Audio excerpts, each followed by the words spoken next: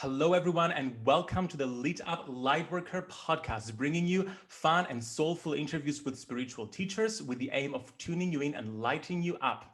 You can access all episodes of the podcast on Apple Podcasts, Spotify, Stitcher, and TuneIn. And be sure to subscribe to my YouTube channel for more videos and interviews all about finding and following your life purpose.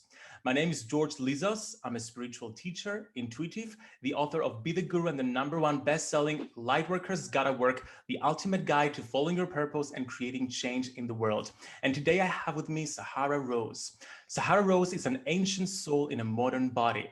She has been called a leading voice for the millennial generation into the new paradigm shift by Deepak Chopra, who wrote the foreword of her books. She's the best-selling author of Eat, Feel Fresh, Idiot's Guide to Ayurveda, A Yogic Path, and Discover Your Dharma. She also hosts the Highest Self podcast, the #1 spirituality podcast on iTunes, and is the founder of Rose Gold Goddesses. She's here to remind you of your purpose so you can embody your sacred mission on this planet. Sahara, welcome to the Lit Up Lightworker podcast. It's such an honor to be here. I'm already so excited for this conversation. I feel like when two light workers go deep, it's always magical. Yes, I'm so excited when your book came into my hands, well, electronically at least, because it's not out yet by the time of this recording, because I also write and research about the life purpose. My book, Lightworkers Gotta Work, was all about that. Recently, I also interviewed Melissa Ambrosini, who also wrote a book about purpose. So it looks like this is the time for lightworkers to discover their purpose, to show up for themselves and for the world. And I love the perspective that you bring into the whole life purpose content and like the arena. So let's talk about the way you define life purpose. So you talk about the Dharma. So what is Dharma for people who don't know what it is, who don't understand this Vedic perspective of it?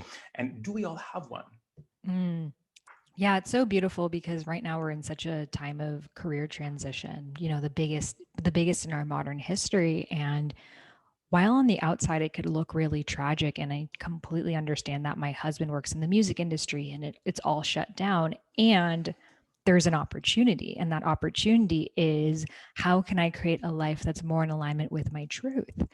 So for me, this concept of Dharma really came to me because I had these things I was interested in, but I wasn't sure how it would become, my life's work. I had never really seen anyone do this. And my own journey of different health problems brought me to Ayurveda, Ayurveda being the world's oldest health system and the sister science of yoga based on the mind-body connection. So I began to research Ayurveda for my own physical health, digestion, hormonal health, all of these physical problems that I had. And then it shifted me, as we know what happens when you enter into anything, whether it's yoga, Reiki, et cetera, you all end up at the same place of really asking, well, what's the purpose of health? And the purpose of health is so you could radiate at your fullest expression. So this began my journey to begin researching deeper into Ayurveda and these doshas, these energy types, and how it's actually related to your gifts, your strengths, why you actually chose them as a soul, because it's the unique archetypes you need to embody this purpose. And that brought me to the concept of Dharma.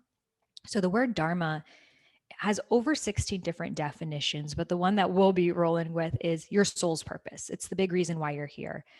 It is your fullest frequency. It is you at your utmost potential. So I think of it more as a mission statement. I'm here to be a bridge for the new paradigm, or I'm here to create beauty, or I'm here to understand the world in a deep way. Whereas your career, roles, jobs, etc., would all be the services of that company. So it's not who you are, but rather it's a way that it can manifest. Now, for some of us, we may play many different roles in our lifetime, but they could still be bridged under the same Dharma. So for example, let's say your Dharma is to make the world a more beautiful place.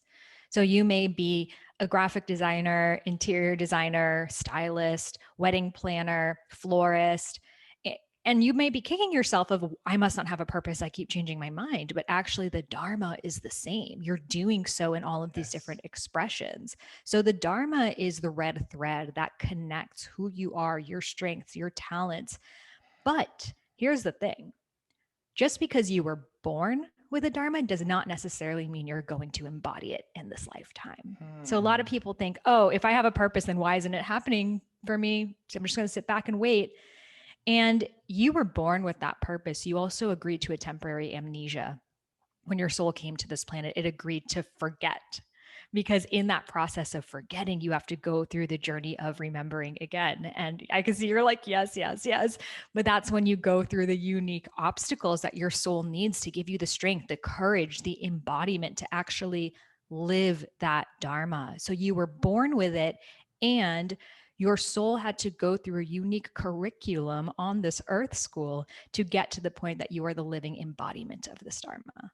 Oh my God, I love your distinction specifically around career and how our life purpose, our dharma, could not be limited to just one thing, but it could be like a selection of activities, of interests that we have that help us fulfill our life purpose. Right before this interview, I had my singing class. I know you're passionate about dancing and you've been doing this for so long, and I have the same passion around singing. And today I started thinking around, okay, how is singing related to my life purpose? And then I'm thinking back on my life, all my interests, everything I've studied, my geography degree, my passion in singing. I did some ballet as well. Like all my creative passions have all contributed to me doing this work right now through the spiritual expression that I bring out into the world.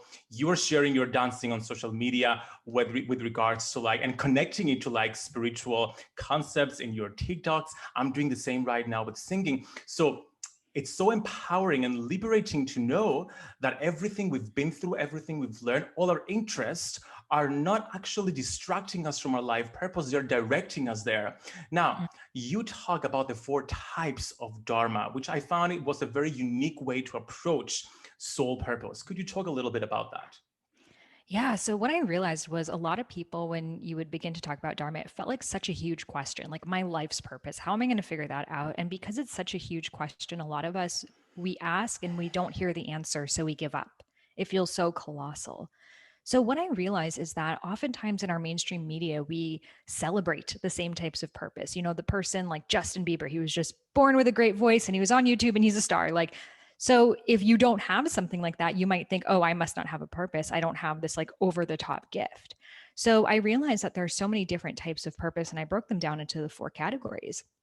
Now, the first one is you were born with a gift and you know it. It's an obvious part of your purpose. So for example, people who are born with good voices. I was not, but people who are born with good voices all love to sing. I don't love to sing because I Yeah. didn't get that same feedback. I would sing and people were like, oh, can you stop? So I didn't want to keep going that direction. But if you were a good singer, you love to sing because you were getting that feedback, and you were actually, when I would believe when you were a soul, chose that to be part of your gifts, that, you know, you're here on this podcast, you're sharing your voice. Like these things are all related. You're a throat chakra person. So that one type is, you know, your gift and you share it with the world. Now, again, that does not mean you're necessarily going to do it. I think we could agree some of the world's best singers are completely in the closet, not sharing their voice. Mm. You know, maybe when they were kids, they tried and then you were in a high school band and they gave up, and they might say, oh, don't follow your purpose. That doesn't exist. So just because you were born with that gift does not mean you don't have to cultivate practice. You know, Adele was born with a gift, and years and years and years of practice and showing up and being courageous for her to now be who she is. And again, some soul plans are to be very well known and famous for that gift, and some are not. So it doesn't mean like if you're a good singer, you should become Adele. Like some people, they might use that voice in sound healing or some sort of different way. But this version of the gift is like, I know I'm really good at this thing, but I'm not using it. Now, the second version is the breakdown breakthrough. And that's what a lot of, you know, motivational speakers, authors, self-help people went through. So they had their like on the knees moment where they weren't sure if they were going to make it. And that's when something shifted within them. So for example, Eckhart Tolle, he writes about how he was nearly suicidal when he realized that the power of one, and that we're all the power of now, and that we're all connected. So he had to get to that breakdown moment for him to make that shift. That's part of his dharma. For myself, going through the health issues, I needed to get there to shift directions. So we often see this, and then the other side is some people think, well, if I don't have a huge life defining moment like this, then I must not have a purpose, or my life was pretty normal, or nothing important happened to me. So not everyone is going to have this life defining moment, but sometimes it can happen for you wanting to help someone else overcome an obstacle, like a parent experiencing cancer or a friend going through depression. And even though it was not you experiencing it, you had the first glance of seeing what that obstacle could look like and you wanted to solve it. So this brings us into the third type, and that is you see someone else has an obstacle and you want to solve it. So it could be anything from a health issue to maybe your friends just come to you for like style, like help, and you would find so much joy in dressing them and making them feel good about themselves. And later on you create the next like queer eye for the straight guy, like that comes from solving an obstacle for someone else. And then the last one is you had a personal obstacle that you overcame and then realized other people need the same help. So for example, there was this girl who she had really bad social anxiety. She couldn't really be able to read social cues. She wasn't able to really be in conversation. So she started to create these flashcards for herself. Like, okay, this means they're confused. This means they're smiling. This means this, just to train herself. And her friends were like, this is really helpful. Can you put this on a blog? So she put it on a blog. And then her blog began to get more and more readers of other people like, wow, I also have that exact same issue. And then she later went on to write books and create courses, et cetera, for people with social anxiety. So these four ways help us see that it's not just one way to get to your Dharma. There are many, many different paths, which I then break down into these three pathways, which are the leap. Knowing this, you might take a leap and just go for it. Like, for example, people who just sell all their belongings and move to their van and are like, I'm going to make it. That's the leap. Or you may take the transition. So the transition is you might have, a full-time job or something it is that you're doing, but you're you know that this isn't right for you, but you're not sure what's next. So maybe you begin to take courses, you begin to intern or take side jobs, etc., and then get to a comfortable enough space that you can, sustain yourself off of this dharma and then switch into that. And then the third way is the accidental dharma discovery. That's when you're not looking for your dharma, it just finds you. So for example, my friend's uncle was an engineer. He was an engineer his whole life, in his 50s, never really asked himself, what's my purpose? And the HR team in the corporation that he worked at said that everyone needed to take an extracurricular. So he was like, okay, randomly chose pottery. And again, there's no coincidences. So he chose pottery. He got on that wheel and he's like, this feels so amazing. I love feeling the dirt between my fingers. This feels so good. I want to do this every day. So he began to go every single day on his lunch break and then after and then before. And then before he knew it, he was a full-time potter. And that's what he does now. He makes pots, bowls, cups, everything you could need. He's no longer an engineer. So that just shows that sometimes your dharma can find you without you seeking it. Now, he could have just as easily said, oh, this pottery is really fun, but I don't have time for this. I have so much work. I can't do this. And that dharma may have been tapping on his shoulder, and he could not have listened. So I think all of us have these accidents awaiting for us, but we're choosing to ignore them. So which ones do you think that you're mostly related to? I am definitely the transitional one when it comes to transitioning because, and I was actually thinking about what you were just saying, and so many spiritual teachers, they just choose one of those three ways and they just solely focus on that, and they just tell people, oh, just take the leap and the angels will come in and support you. Other people are like, no, make a plan. Don't just do it. Other people are like, well, if you don't know your life purpose, if it hasn't come and find you yet, then you probably don't have one. So I love that you bring them together so beautifully. For me, was definitely the transitional one. I worked a full-time job in London. I worked for Hay House while also building my business part-time because that made me feel safe. And then at the point where I felt like, you know what, the only thing stopping me from moving forward with my purpose right now is time, because I have this full-time job and that's preventing me from growing. That's when I quit and I was able to make the transition. But I've seen people do the leap or just accidentally come onto their life purpose. And that's equally fascinating and interesting. Yeah, and I think it really depends on what type of person you are. So a question that I ask in the book is if you were to write a book, how would you do it? Would you drop everything and just go into writing this book and nonstop and like be in a vortex of you in this book? Would you wake up an hour earlier every day, work on the weekends, like create a schedule? Or would you just kind of wait to feel inspired? So which one would it be for you? That's the second one. Like with my Exactly. book, with Lightworkers Gotta Work, I wrote a page every single day. That was my approach. I'm like, I don't want to do more. I don't like the overwhelmment. A little bit every single day. And then within 6 months, I had the book. Whereas other people are like, I'm just going to close myself up in the room. I'm just going to write. It Yeah. works. It's totally. And this is why it's so important to know, our doshas, our archetypes, because that's how you would show up best, not having that pressure. So people who the transition is really good for are ones who can get really overwhelmed by this feeling of like, this is my make or break. If I don't do this, then I'm going to fail. In fact, that would take their energy away from living their Mm, dharma. If you quit your job when you hadn't even started this podcast, started your business, and you're like, I'm going to make it as a spiritual teacher, like, you probably would have had to make decisions that were not in alignment. Probably would have had to like bring all these weird sponsors on, brought to you by McDonald's, like whatever you could have done just to make it. But the fact that you were able to sustain yourself and then really create something authentic for you allowed you to transition to it into a way that was in integrity. Now, I would say the transition is the hardest type. The mm, reason why it's the hardest is because it takes a lot of willpower. yeah. When you don't have this burning need to make it happen, it's up to you. And that's the thing. A lot of people say, oh, I want to do the transition, but it's like, well, are you showing up to write the page every day? Are you continuing to educate yourself or get those clients or whatever else it is? So some people need the leap because if they aren't in this risky situation, they won't do anything. Whereas the other people, that will stress them out. And then on the Yes. topic of accidental dharma, it's something that we all have, but are you listening to it? So Hmm. sometimes the universe, knocks you off your path and is like, this is what you go to a breath work class and you're like, this is my thing. I need to do breath work. But how many things have we had that experience with and still done nothing with? Like, I really should be doing breath work more. But again, another thing I don't have time to do. What if you followed that? That's why I always say excitement are the breadcrumbs to your dharma. What are the Yes. things that you're excited about? Because excitement is energy. It's prana energy that's moving you towards something, and it's essentially fuel that's propelling you to get past those obstacles. So for people who are like, I don't even know where to start, I would say make a list of everything you're excited about.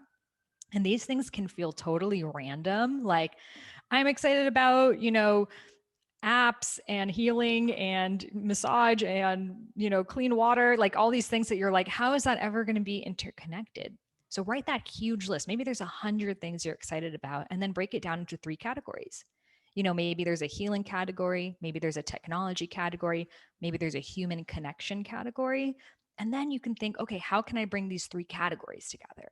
Technology, healing, human connection, or environmentalism, poetry, herbal healing, or whatever else it is. And then you realize it's not that far off, but actually these are mediums that can help each other.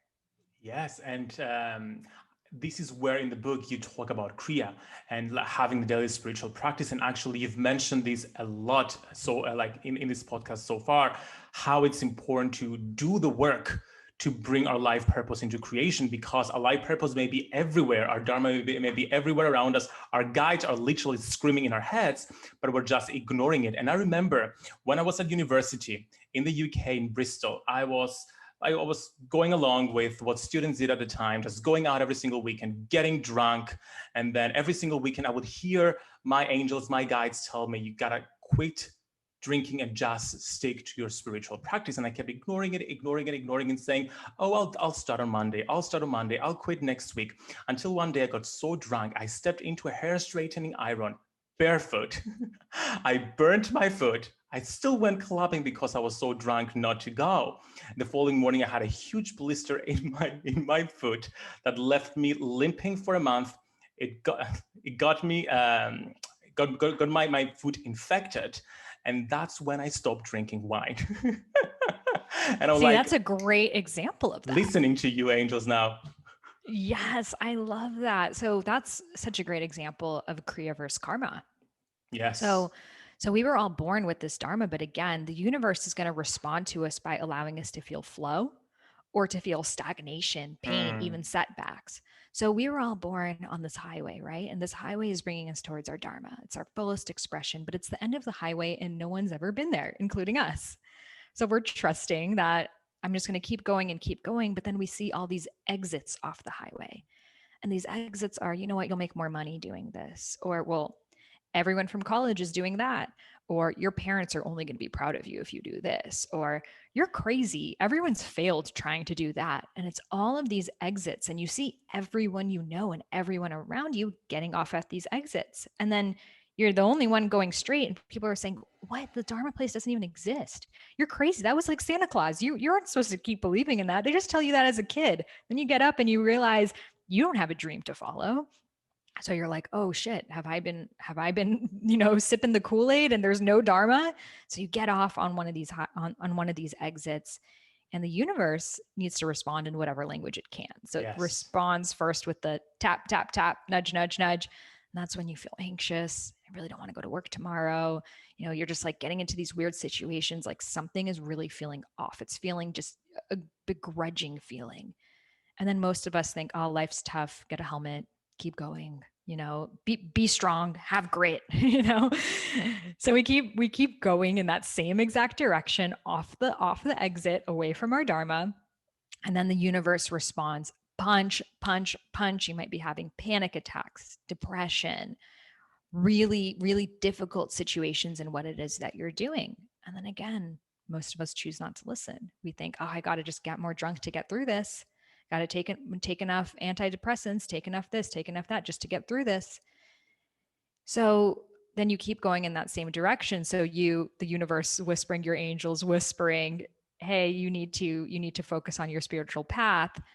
And then you're getting into, I bet you before you can share, you were probably feeling anxious, probably feeling these friends are not serving me, these practices are not serving me. But then it has to eventually get to a point that you'll listen. So for you, it's stepping on the hair straightener. For other people, it's a collision. For other people, it's a full-on breakdown or even suicidal ideation.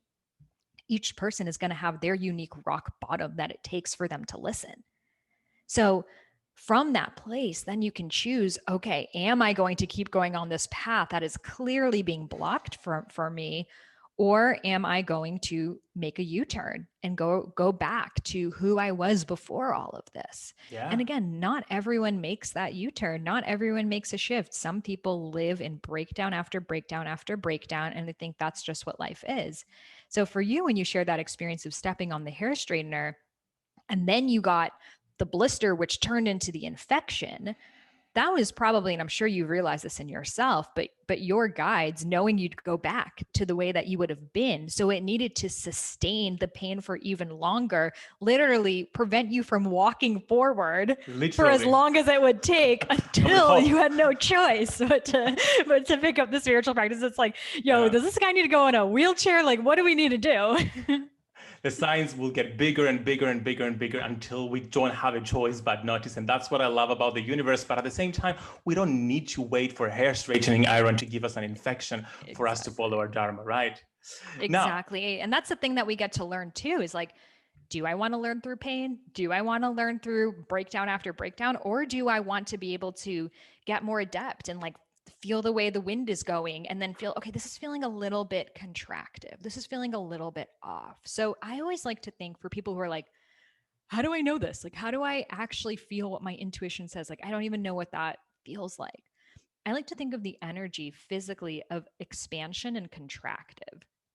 So expansion is like openness, it's space, it's bringing you forward. So for you, George, what does expansive feel like for you physically in your body? It feels ease and it feels like flow and effortlessness. And what things do you do in your day and your work that make you feel like that? Gosh, my rituals every single morning in my altar right there, when I sit there and I connect to the gods and goddesses I'm working with, it just gets me into that flow and then I'm unstoppable. I love that. I'm sure this podcast makes you feel that way. Working with, your clients or creating video content, all of these things are anchoring you back into that. This feels right. This feels like I'm at an altar, the altar of life. Yes, 100%. Now, what does contractive feel like for you? Oh gosh, accounting.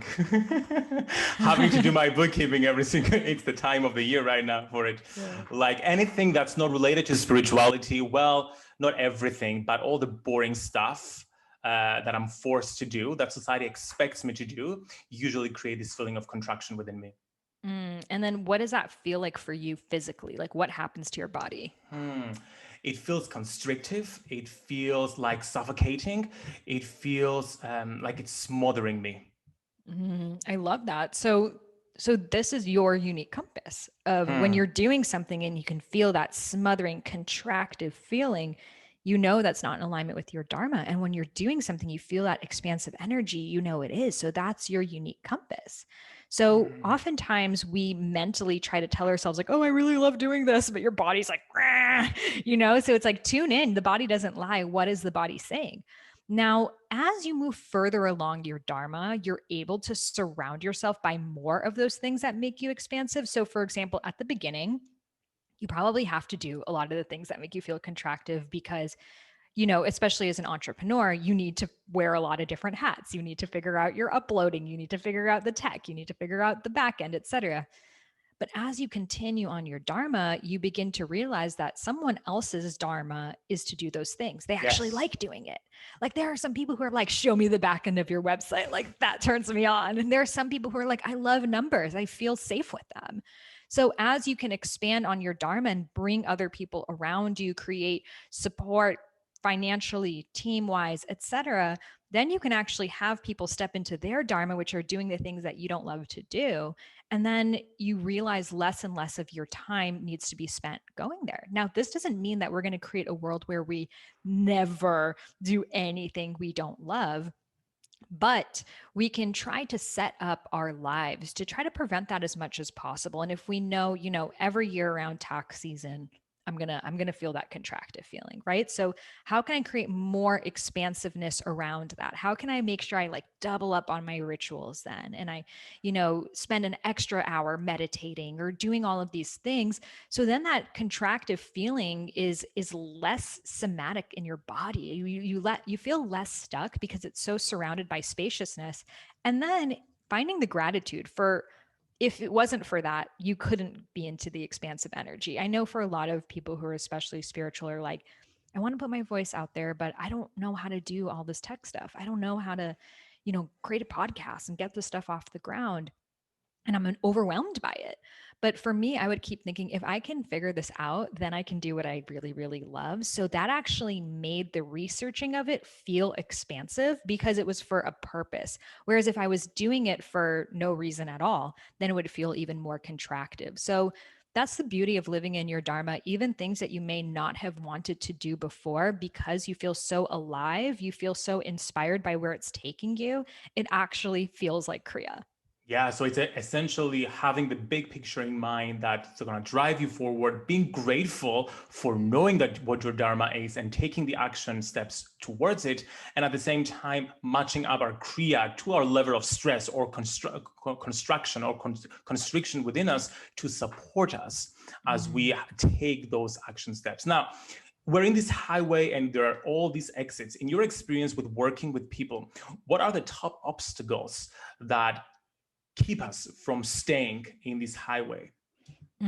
So, I've interviewed thousands of people and I myself have gone through this experience. So the number one thing is confusion. This idea of I'm confused, I have too many ideas, I don't know what to do, I don't know what to focus on, I'm afraid I'll choose the wrong thing. And if I choose the wrong thing, then I'm going to be stuck living a different life that I didn't really want. So I don't want to take any action until I have it all figured out. And then once I have it all figured out, then I will take the action. And the thing is, life doesn't come with an instructional manual. We're so used to in school, here are the instructions, follow this. You play a board game, follow step 1 to 5 and you can win the board game. So then when we are stepping into our purposes and that doesn't exist, we want this like 30-day money back guarantee, and that doesn't exist for your dharma. So oftentimes we label ourselves as confused. My parents would always say, "You're so confused," because I was like, I want to start a skincare company. I want to go to Ecuador and study shamanism. I want to do this. I want to do that. And they're like, you are so confused. You don't know what you want. You're lost. You're a seeker. And they would label me. And then I would start to label myself these same things. So I actually believe there's no such thing as confusion. No such thing as confusion, because confusion is the result of evaluating your truth. And in fact, if you're confused, it's a great thing because confusion is a much higher vibration than apathy. Most people are not confused because they're not asking questions. Their brain's not even working, they're just accepting. The fact that you're quote unquote confused means you are evaluating what potential outcomes are out there for me, what potential roles, dharmas, visions. So your wheels are spinning. It's a beautiful thing. It's actually what needs to come right before excitement. So if we don't go through that process of trying to figure out what it is that we want to do, we're never just going to get there per se. So realizing that you can only get to clarity through confusion, and that if you are confused, you're exactly where you need to be. Have you ever felt confused? Yeah, it makes so much sense now that you say that. It's about shifting our perception around confusion. So we're more inquisitive about the choices that are available to us and really just exploring our choices. I love what Marie Forleo says around that, which is clarity comes with engagement. So you have all these choices making you feel confused, engage, get clarity, whether you like it or not, and then move on to the next one, pivot, or just stay along the same path. Now, when it Exactly. comes to following our dharma and taking action steps forward, what would you say is your number one tip, the number one action step or tool or process that you can give my listeners to taking action towards it? So I believe that action naturally arises with passion. So I break down the process of bringing your dharma to action through the chakra system. I don't know, you guys have done Yeah. podcasts on the chakras before, but essentially the chakras are the 7 energy meridians that are in your being, and they represent psychosomatic states. So an idea is not unique to you. Here's the thing: an idea doesn't come from you, it comes through you. And an idea chooses the people who are the right vessels to bring it to reality. Big magic. So, exactly. So, if an Yeah. idea comes to you, it has seen you are an ideal person that can make it happen. Now, this doesn't mean that every single idea that comes to you, you got to do, but it's to know, okay, for example, I'm not dreaming up like new surgical ideas. I'm not dreaming up new like architecture ideas because that's not my dharma. I'm not right, but a surgeon is, but an architect is because that's right for them. So the idea arises to you from the crown chakra. It lands on you from the akasha, the realm of all possibilities. And then from that landing on you, you begin to ideate it. Okay, what could this look like? What could this feel like? What would the branding look like? How would it show up? And this is all through your third eye. So, for example, let's say you want to create a CBD chocolate company. Then you begin to think, okay, what could the colors look like? What would the branding? What would it be called? What herbs would we use? You begin to think about it. And then you begin to speak it. Maybe you share it with friends. Maybe you write a business plan. Maybe you write it on a piece of paper. And this is all through your throat chakra. You're giving this idea to form. From that place of the throat chakra of speaking it, writing it, creating a plan, you begin to feel the passion for it, the heart. And that passion is, wow, imagine the people who are in chronic pain who could have this chocolate and the impact it would have on them. Imagine, the children who don't have to eat sugar and processed food anymore. And you begin to really feel this love and this passion. And this is the igniting of the flame, because when you feel so passionate about something, you can't help but do it. So oftentimes we're like, I just want to take action on my dharma, but has it gone through this process first? So the action is the solar plexus. That is the okay, get shit done, like, handle things like a boss. Here's where it doesn't feel so glamorous anymore. You're in the doing, you're in the manufacturing, you're in the writing of the blog post, you're in the actual creation. And this solar plexus is when it transforms. It's when it digests, taking something that doesn't exist and bringing it into physical reality. So this is the real process of doing. And here's what I see oftentimes in the spiritual community, and I'm sure you've seen yourself too, is they have all these ideas, all these Stays things you want to there. do. Exactly. And it doesn't make it to the solar plexus No. chakra, which is all part of this pitta, the fire dosha. So they're like, I'm going to end world hunger and I'm going to create global peace. And it's like, I'm going to meditate on it and that's it. I hope someone else Oh figures it gosh. out. Oh, preach. That's why road light work has gotta work, because of Yes. exactly that. I've seen so many people just say, "Oh, I'm just raising my vibration and changing the world." I'm like, "No, you aren't. You're changing the vibration of your room." Let's just Yes. take that idea and just work it into the world. I love how and you it bring it feels into the so chakra system. physical. Yeah, I think Yes. a lot of people who are spiritual, they're so used to being super like airy and like mystical and in the realms of all possibilities that the solar plexus feels so physical, but that's Yes. when it can actually turn into something that can be experienced by others. And then from that solar plexus, if you stay in there for too long, you'll get burnt out. And Mm. that's when you get the adrenal fatigue. That's when you feel uninspired. So you bring it into the sacral chakra, which is finding the joy of it again, the passion, seeing who am I now, because you change so much fundamentally as a person, taking an idea into action, like in the process of writing a book or bringing your business out, you change. So the sacral chakra allows you to see who am I now, and how can I shift this to be more in alignment with where I'm at in my life right now? And then the root chakra is when it births into an idea greater than you. And that's when it takes its own legs. It has other people whose dharmas are interconnected with it. And then you can choose to bring it through the cycle again of creating another idea and bringing it to vision to up level this dharma, or it may bring you to something else. And that's all you needed. You were just here to be a doula and usher it to reality, and your dharma is bringing you elsewhere. Oh my goodness, Sahara, I love me good process, and I love how specific and liberating and just at the same time simple all your processes are. And I'm so excited for people to read Discover Your Dharma. I'm just scrolling through the book right now. It's got so many practical processes as well to practice within the book. So much information there, and I'm so excited for people to enjoy it. Thank you so much for sharing all this content with us. Can you please share where can people get in touch with you and where can people get the book? Absolutely. Well, I love a good process too. So I feel you, brother. So you can order the book and receive epic bonuses at iamsahararose.com/dharma. I also have a Dharma archetype quiz that you can take that will help you see what your Dharma archetypes are. So you can find that over at dharmaarchetypequiz.com. And my Instagram is iamsahararose. Thank you so much for being on the Lead Up Lightworker podcast. And of course, all the links will be in the show notes for everybody to access. Have a lovely rest of your day. Thank you.